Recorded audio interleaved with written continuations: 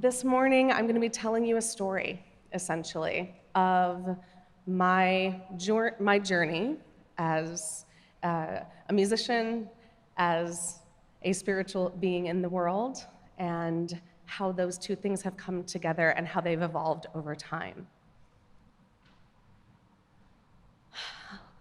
Lead with love. These words have come to be something for me that have been a driving force in my teaching, in my personal life, in my world. And I sit with these words, and I hope that you will sit with these words as well. Lead with love. What does that mean? What does that look like for all of us? We're gonna sing. You gotta put one foot in front of the other and lead with love. You gotta put one foot in front of the other and lead with love. You gotta put one foot in front of the other and lead with love.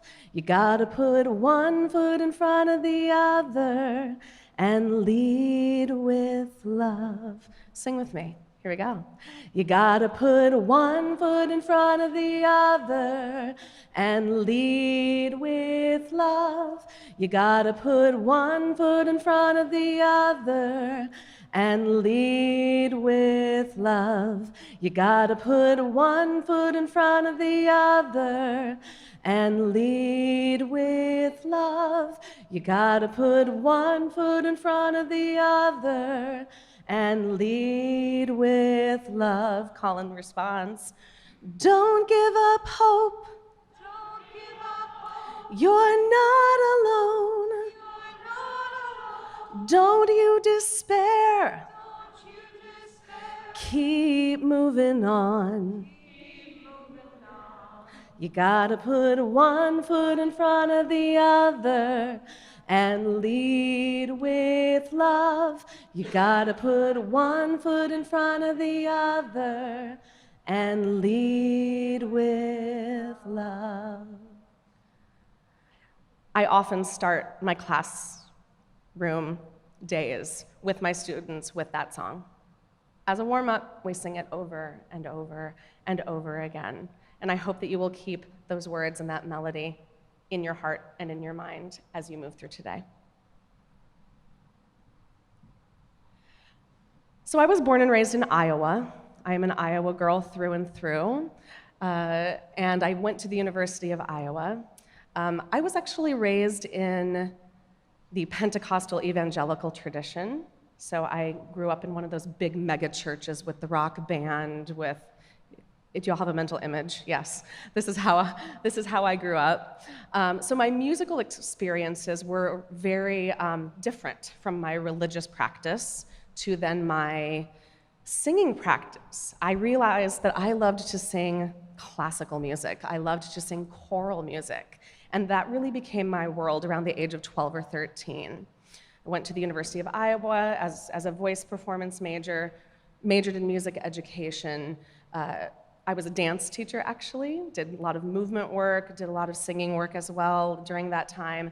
And then I moved to New York City in 1998, and I pursued my master's work at Columbia University. While I was there, I started studying the roots of what I would call empathy, the roots of musical development in infancy.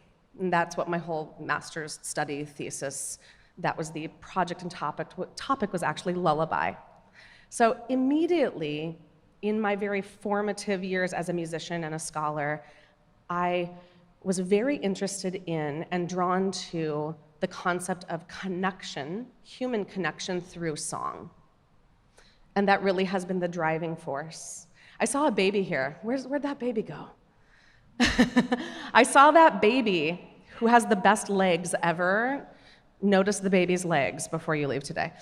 Yes. But I was thinking about that baby and thinking about how the very first feeling and connection that you have to another human being is internal, heartbeat, rocking, lullaby, that sense of connection to another is really grounded and created and propelled through sound and breath and song. So that took me into many years of teaching elementary school music. When I moved to Storrs, Connecticut in 2008, I created a family music center at the University of Connecticut where I created and taught infant and toddler and preschool music classes for children and their caregivers. And through all of that, my goal really was to create connection really between the parent or caregiver and the child. Really, it was to teach the grown-ups how to utilize and use sound and song and text and movement to connect with their children. But really, it was teaching me as well, obviously every single class. And I worked through that scenario of early childhood and connection to parents as well for, oh my goodness, it was 13 years. And then 7 years ago, the job as the choral director at the high school out on the University of Connecticut campus came open. Someone retired. And every cell in my body said, that is your job.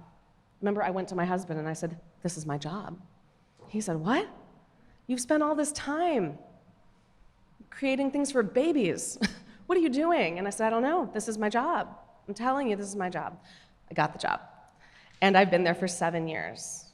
And all of those practices have informed and are the same as with babies and with high schoolers.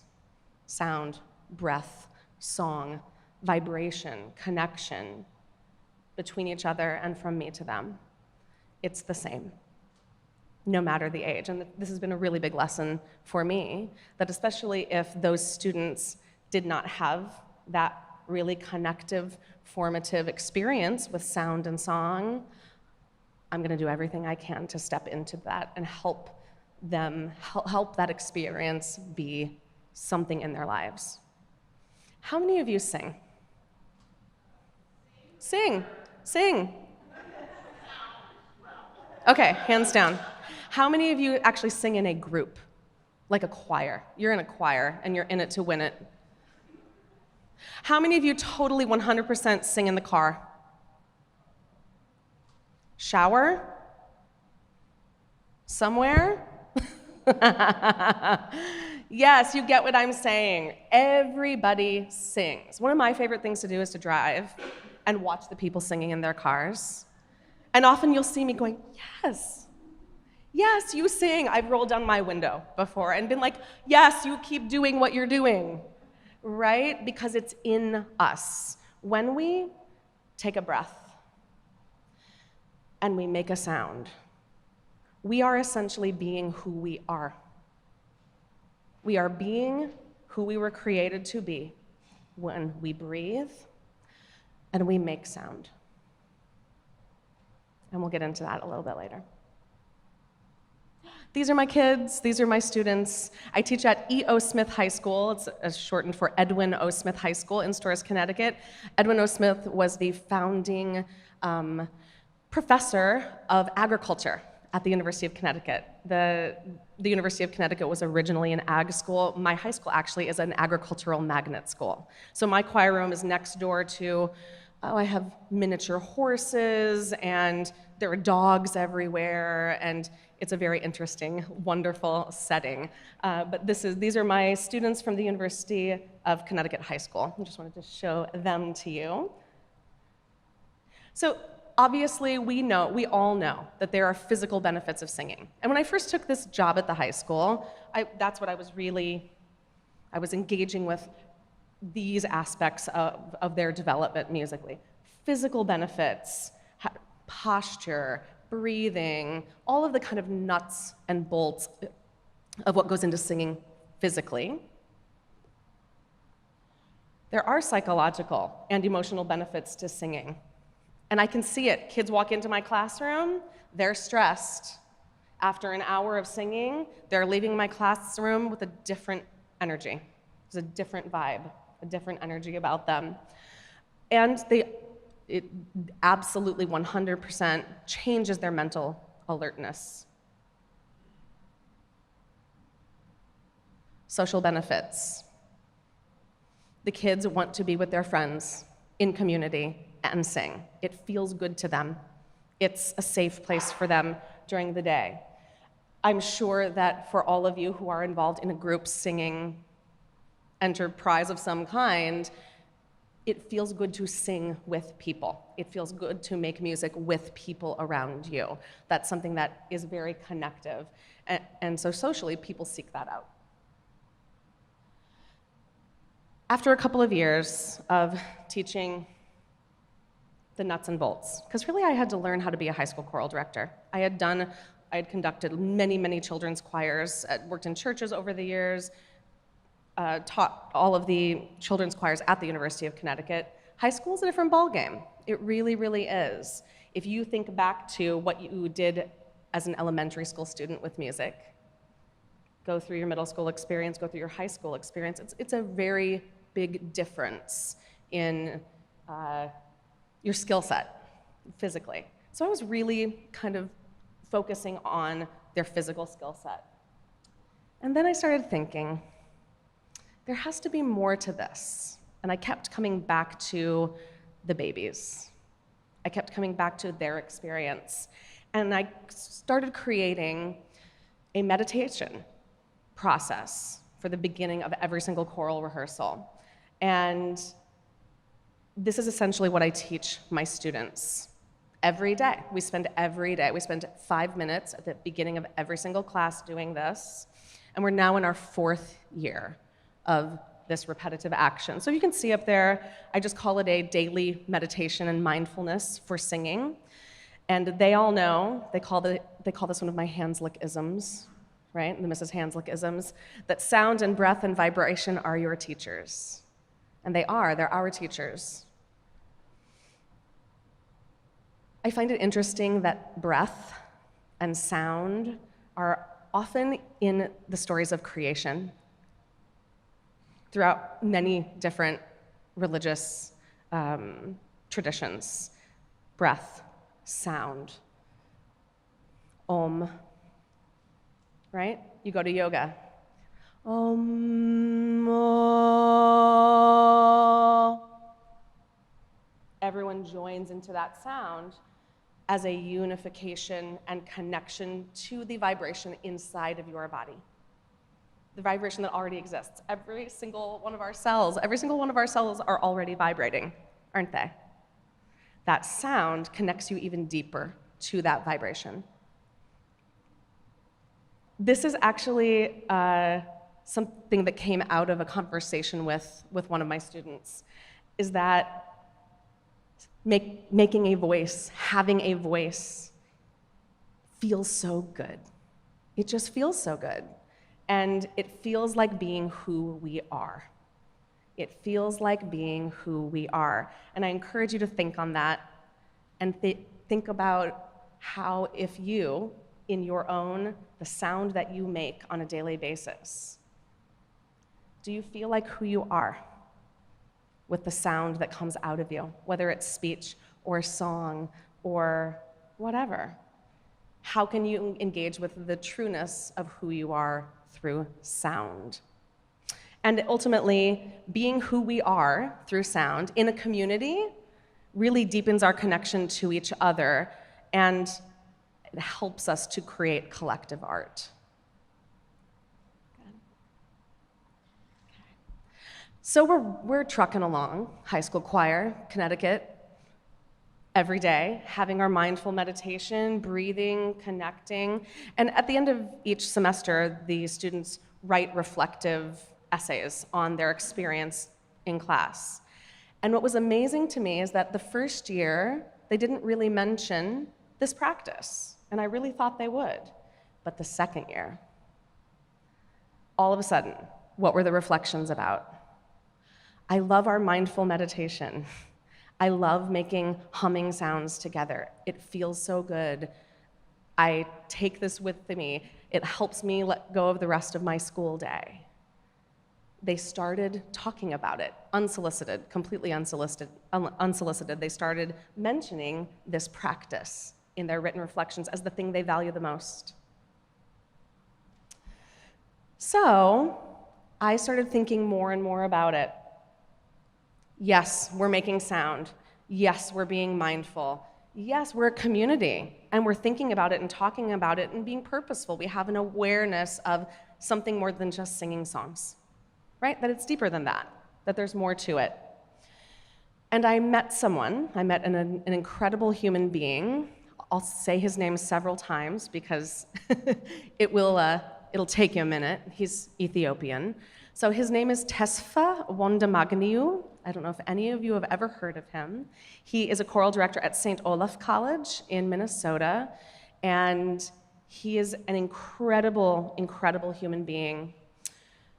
A couple of years ago, he was with a group of his friends. He used to direct a very, very large music program at Central Presbyterian in Minneapolis. Now he's at St. Olaf College. But he and some of his colleagues, they were engaging with many different, and the church was engaging with many different social justice issues in their city, in their state, in the world. And they, as artists, as musicians, this group of friends, they said, how can we use choral music to engage, to unite, to bring people together, to create community? And I met him at a conference. I was conducting the choir. He was a keynote speaker. We became friends at the dinner afterward, and I said, I want you to come to Connecticut, and I want you to direct one of our state choirs. And he said, done. So he came, and I brought him in to work with my students as well at my high school. Through our conversations, he started telling me about this thing called Justice Choir that he and his friends had developed. And I was so intrigued because I felt like for me, it was the next step for me in my journey through this awareness and this need for spiritually minded practice in my classroom. So Justice Choir, essentially, like I said, you can go to justicechoir.org, and there are billions of articles, and not billions, but you get what I'm saying. So much information there. And Tesfa and his two friends, composers, a composer and another choral musician, they developed Justice Choir to, essentially, it's a songbook. It's a tool. They've created and put together a songbook of easily singable, repetitive choruses that can be used in community, whether you're just at school or at church, or you're marching somewhere, or you are in the community somewhere, to bring attention to a group, to unify a group, and to promote certain themes. Their main focus for the songbook, there are two of them. It's social justice and environmental justice. So they have two kind of groupings of literature that anyone can sing. And the one that we just sang, Lead with Love, it's on your sheet that you have. That's one of them. That's one of them. I think there are right now 21 Justice Choir chapters all over the United States. One of the most active is actually in Omaha, Nebraska. They have an incredible website. You can go and see all of their videos and everything that they're doing, but they're super active, and they're the ones that I kind of go to and look at to see what they're up to, how they're using singing to engage their community with different community issues. So that is Justice Choir in a nutshell. There's Tesfa. We're in my classroom. But he really is a visionary for this. And he has promoted it and promoted it and promoted it and done lots of work with many of the Justice Choir chapters around the country. And he's done a lot of work with the Dallas Street Choir. Have any of you heard of the Dallas Street Choir? It's a choir of homeless people who are engaging in twice weekly sessions of singing. And I think it was last year they performed at Carnegie Hall. They've performed and performed and performed and performed, and they've built and built this huge, huge thing where they are bringing deep awareness to the issue of homelessness in the Dallas area. A lot of attention to it. We'll come back to the Dallas Street Choir later. Go ahead. Oh, Pete Seeger, yes, look at that quote. Get people to sing together and they'll act together too. Amen. Get people to sing together and they'll act together too. Music, art, poetry, dance, art in general, they are ways that humans express, connect to other people, connect to issues, and ultimately, sometimes, resist the things that they see in the world that are where they see the injustice in the world, they can resist. It's a way for them to do so. Go ahead. So Abby Bettinas is a composer. She is the executive director of the Justice Choir. And when I read this quote, it stirred something inside of me. So let's read it. Let's take time. We can build our beloved community by looking to include our most vulnerable. Our hope is that the Justice Choir Songbook allows for all who desire to sing for justice, all who hunger for a beloved community, to have a resource to help begin the conversation.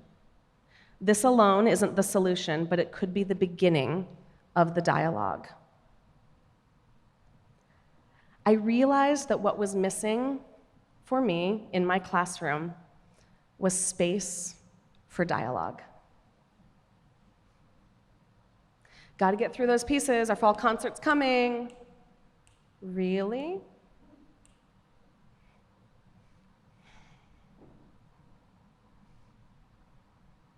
Where's the space for dialogue after singing, after connecting to that place inside of you, that vibration and that resonance inside of you?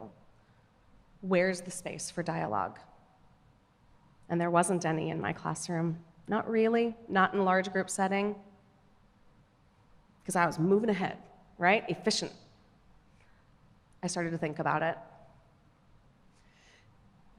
In the summertime, my family lives in Aspen, Colorado. My husband and I both work for the Aspen Music Festival. I don't know if any of you have heard of that entity or been there before, but the Aspen Music Festival is an orchestral and opera training ground, shall we say, for collegiate and pre-professional students. They come from all over the world. In a period of 8 weeks, I think there are right at 400 concerts and performances.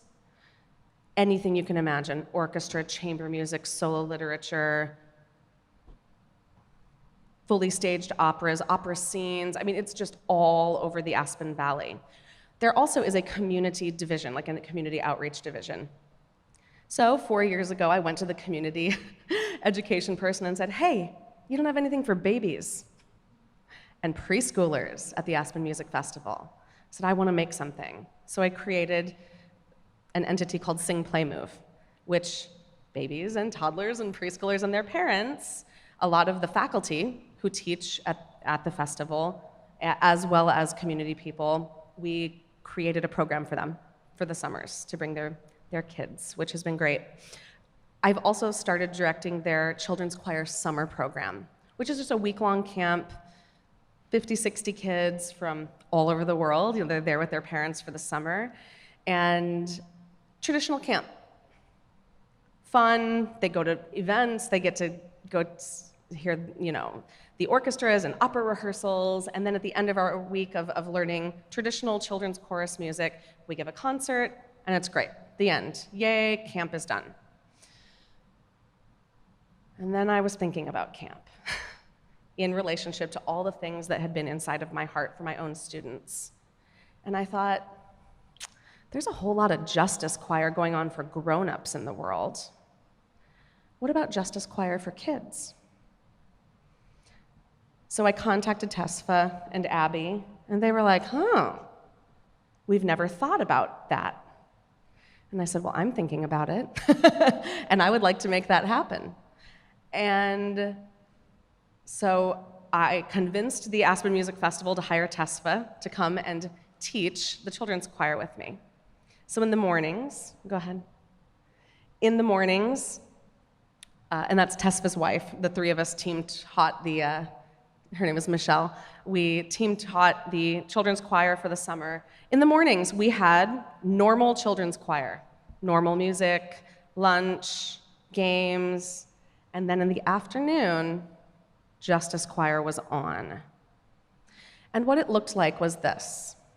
It looked like that song was the first song, Lead with Love was the first song they learned. And they got up and everyone was stomping and clapping and having a great time.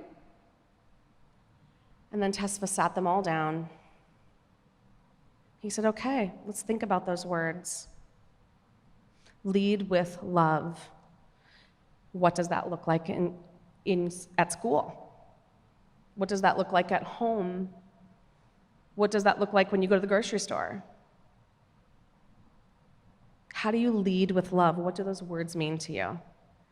And we chose 4 pieces from the Justice Choir songbook that were not necessarily, that were not about specific environmental issues or specific social issues. They were more about looking inward and keeping it really developmentally appropriate, for 4th through 8th grade. Having them think more about their personal responsibility in the world, their ability to speak and have a voice in the world, and how to display compassion in their circles. The thing that struck me the most, I'll go back to this, was how he sang and sang and sang with them, because really I was a student as well. I was observing Tesfa teach, and they sang and sang and sang and sang, and then they would sit and they would talk. And then they would sing again, and then they would talk. First day, they'd sing, and Tesfa would ask a question, and this was the response.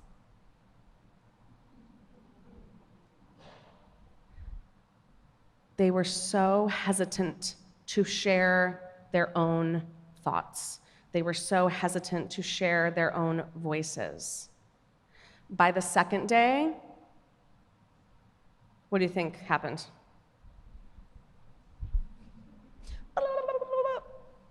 It was nonstop because they were given permission to step into dialogue. They were given permission to have a conversation. How often do you give a 10-year-old real permission to talk about what love looks like in their life?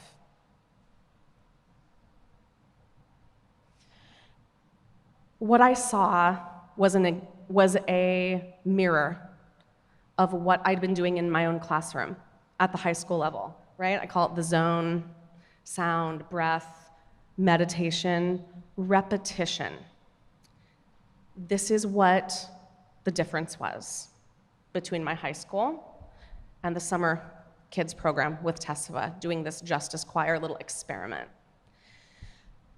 I didn't know this would happen. I didn't know that this is what I would observe. But what I observed was, it was the repetition of these simple songs over and over and over and over to center them into a place where they could access what it was in their heart. There was something about the repetitive singing, and I witnessed it over those 5 days so powerfully. It was a mantra, over and over and over and over, and there is a mystical thing that comes with singing. There is a mystical, why do you, Taizé, why do you pray the rosary over and over and over? Because it takes you into a place where your heart opens, your spirit opens, and it connects you to something more. It connects you to something deeper. And it was this repetition that really, essentially, led these children to open-hearted conversation. And without the space for conversation, that open-heartedness doesn't necessarily go anywhere. It stays with them but it doesn't connect to others around them in a really deep, just in a deep, more authentic way. Dialogue, yes. To know someone else, to know yourself, to learn about yourself, to know another person through really looking in their eyes, really speaking to them, taking the time to do that. And so that happened. The zone happened with these little kids. They had these open-hearted, amazing experiences. And Tesfa asked them hard questions. It was not fluff. Because you know what? There isn't time for fluff. There just isn't. And he went there, and it was so, for me, revolutionary to sit there and be a student in this process. There's Tesfa singing with the kids. If you look over there on the left, the child who is looking at Tesfa and speaking, that little girl, that's my daughter, who is also Lucy's goddaughter. That is Grace. So they're having a conversation for sure. So I already went through this. I really believe, at least in my world, and I hope that in your world as well, where you can find it, that the combination of singing and dialogue can really be a way forward into conversation, a way forward into connecting with other people in a more vulnerable and more authentic way.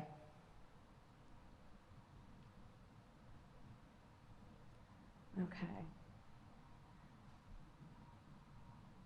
I'm going to ask Lucy to play the piano. If you look on your sheet,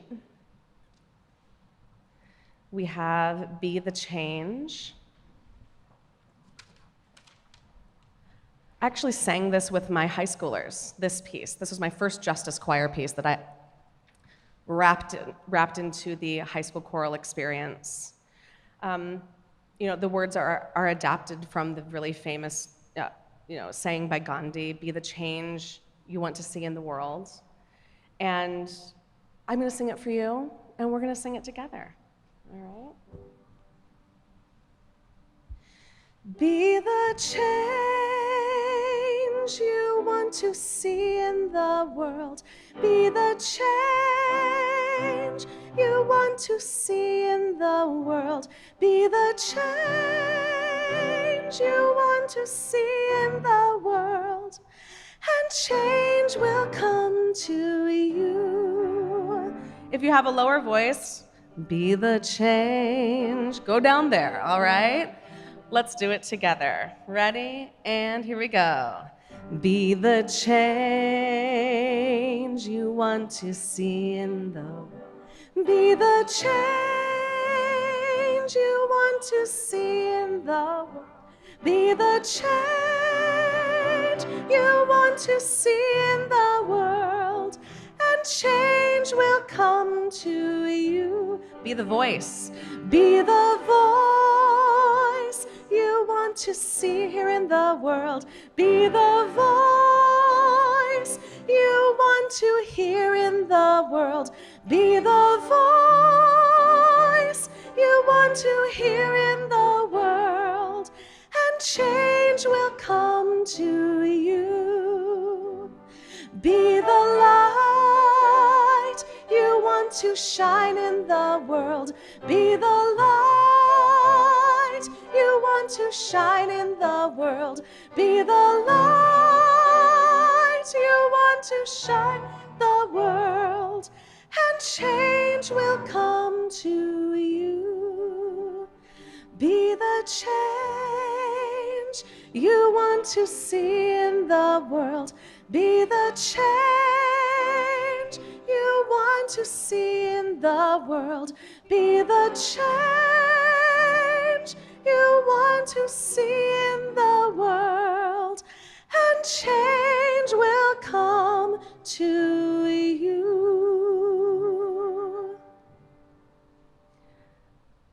So I would like everyone to take a minute, hand on your heart, Take a nice deep breath in. Remember the vibration of the sound that you just sang in the center of your body. And if you could change one thing in the world, what would it be?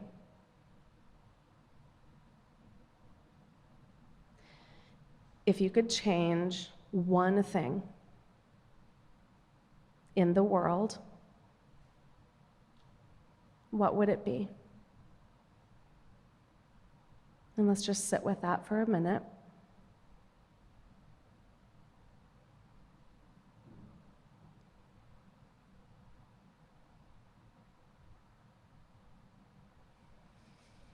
And I'm going to invite you to turn to someone on your right or your left. I know. It's time. It's time to go there. Think about that thing and just be honest with the first thing. The first thing that came out of your spirit.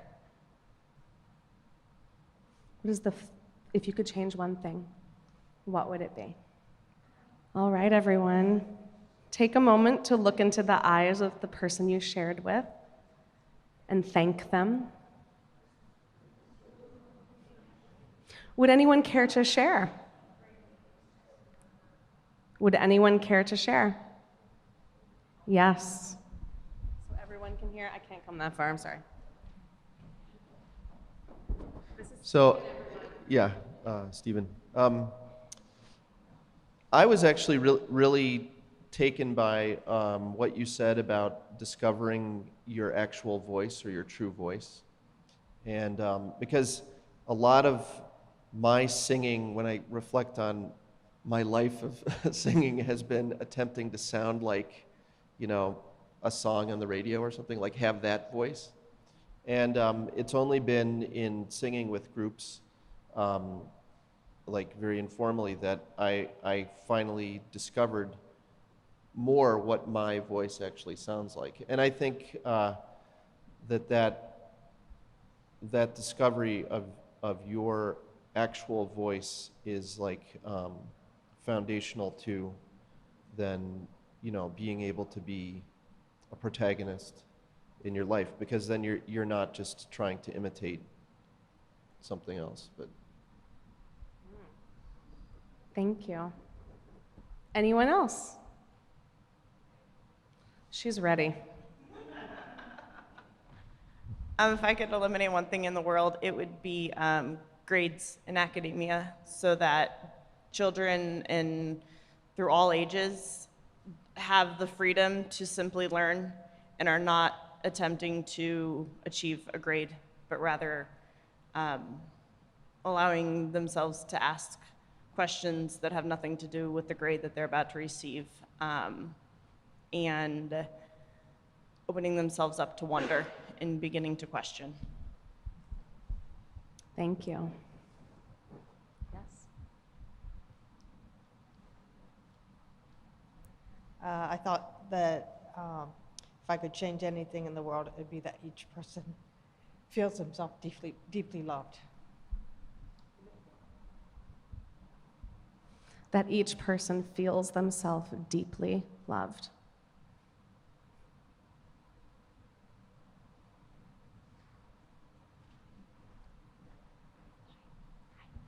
This is going to sound silly after No, it that, but No, it doesn't.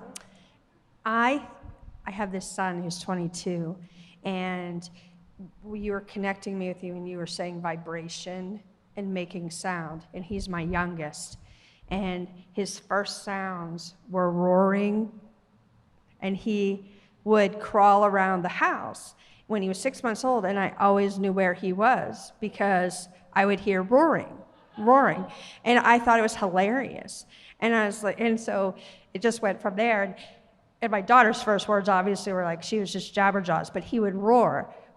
I noticed that his need to make vibration and sound is huge in him and has been stomped on. Now he's 22, his whole life. And luckily, he ended up being homeschooled by me, and I'm very loud. So we have a very loud house.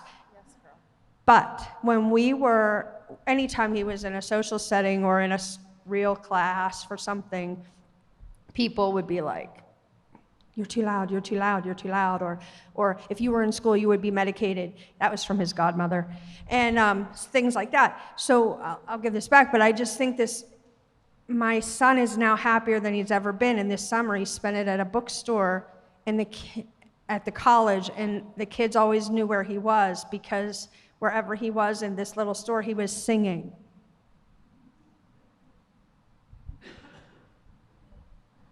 Oh, you want to share? Okay.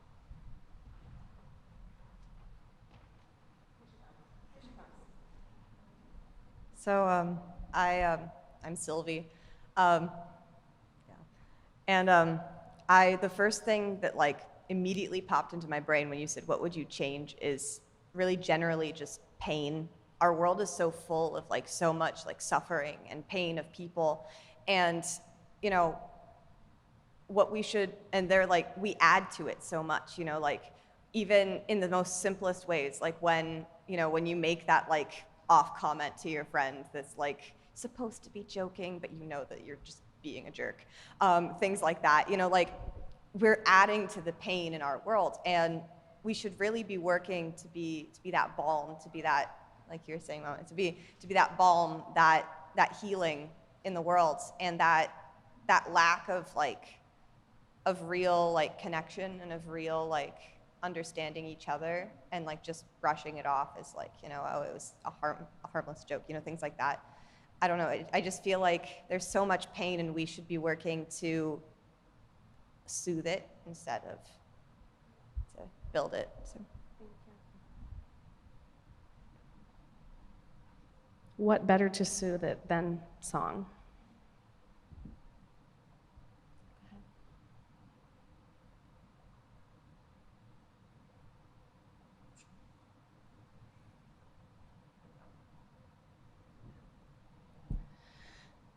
We also gave the students time to write reflectively.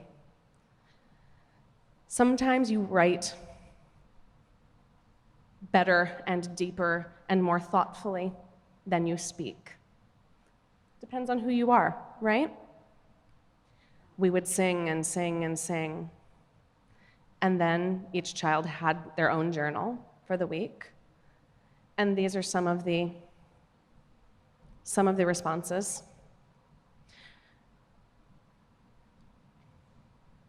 The change I want to see in the world is for bullying to stop. The change I want to see in the world is I want everyone to have the chance to live above the poverty line.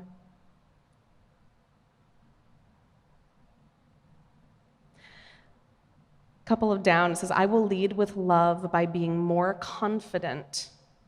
And if I see anyone by themselves, I will try to hang out with them. I want to lead with love by opening my circle wider and helping people around me. One of our songs referenced the widening of your circle. And that was one of our discussion and very intense journaling sessions about how do you actually make your circle wider? Because as a 10-year-old kid, your circle's your circle, right? Your circle is very much dictated by your family unit, where you go to school, where you go to church. How do you actually widen your circle? With conversation, eye contact, body language. How do you widen your circle? And the last one. I think Tesfa and I almost fell on the floor when we read this one. One way I like to lead with love is to care for people outside of my circle, including my enemies. He started crying, I started crying, we were all crying. But this was real. And then we had Maya talk to the whole group and elaborate on that sentence. And then we talked about enemies. We talked about that feeling. How do you actually love your enemies? Real conversations for 10-year-olds. Go ahead.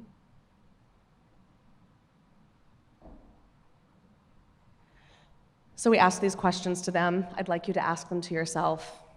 How do you intend to lead yourself, to lead your family, to lead your community? How will you lead with love throughout your daily life? What does that actually look like, and what will that look like for you? And how can you have a different awareness of it?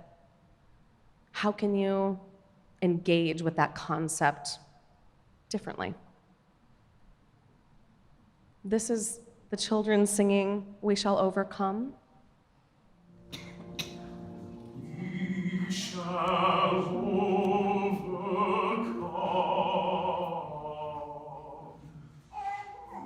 We shall overcome.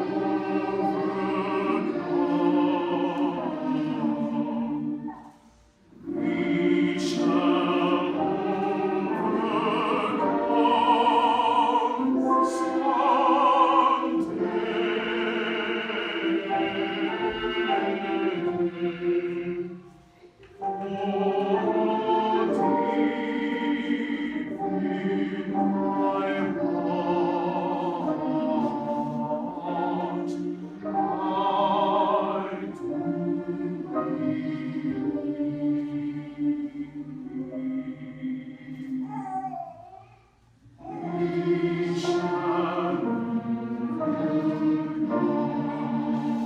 someday.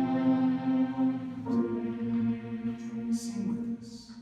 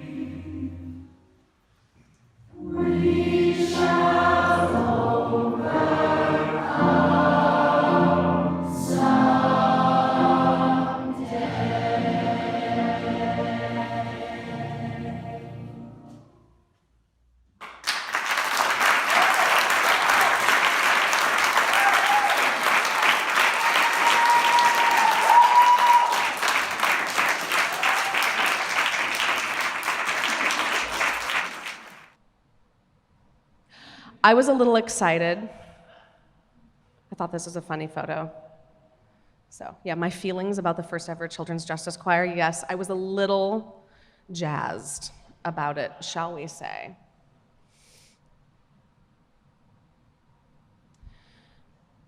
If you're interested in the concept of Justice Choir, now I took it a slightly different way. I've been using the Justice Choir songbook and the Justice Choir approach of engaging with social, really for me, for my choirs, social issues and community issues at a deeper level. I have not used the songbook. I have not established a Justice Choir chapter. I've been using an aspect of it in my own practice. However, there are people, like I said, around the country who have established full-on chapters. They are singing together, they're making music together, they're going into the community and rallying together through sung sound to promote ideas, to create collective vibration, honestly, to create collective sound as a unit. Sarah Cowan is the president of the Omaha, Nebraska Justice Choir, and she wrote a great article in the American Choral Directors Association publication several months ago. And so in this, and if you would like me to share these with you, I would be happy to do so.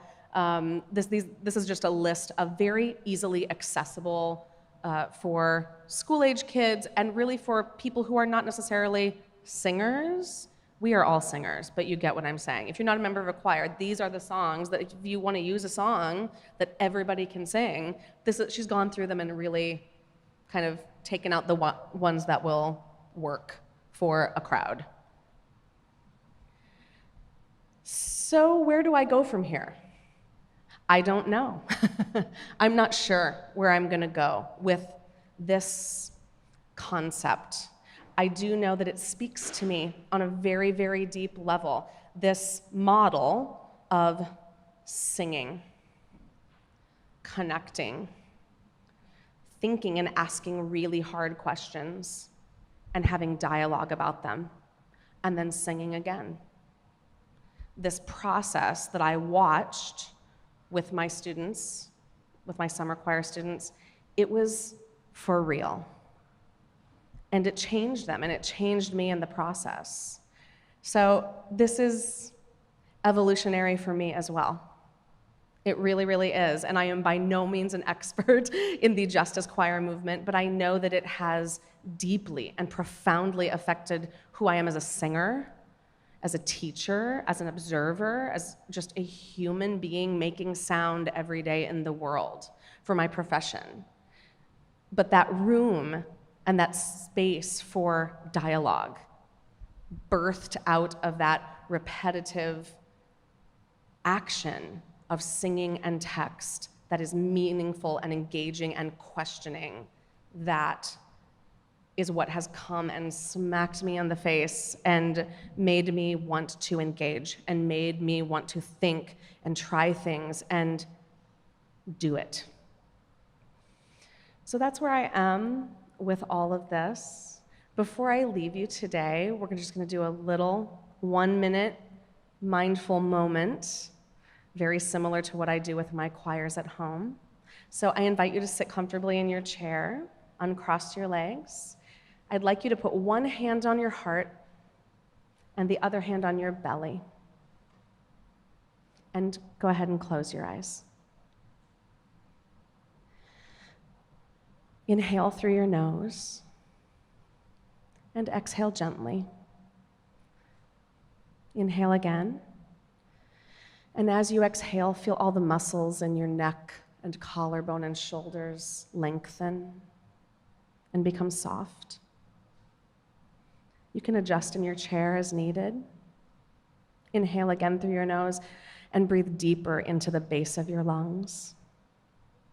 And exhale and feel and notice that wind moving through the back of your throat and through your nose.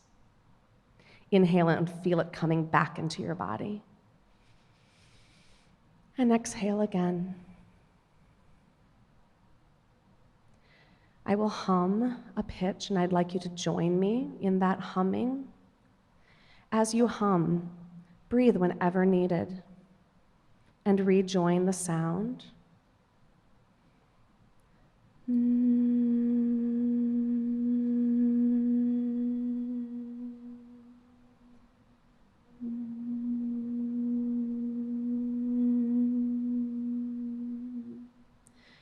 Continue to hum. Put your hand on your heart a little higher towards your neck and feel the vibration of your hum. Notice that your humming sound can be felt in your chest and your neck.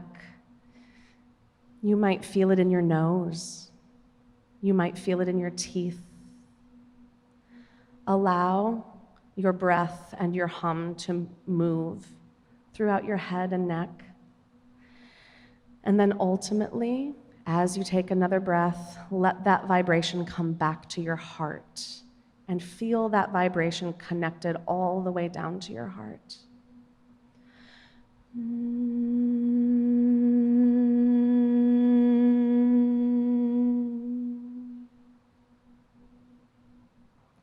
And you can let go of the sound and gently open your eyes.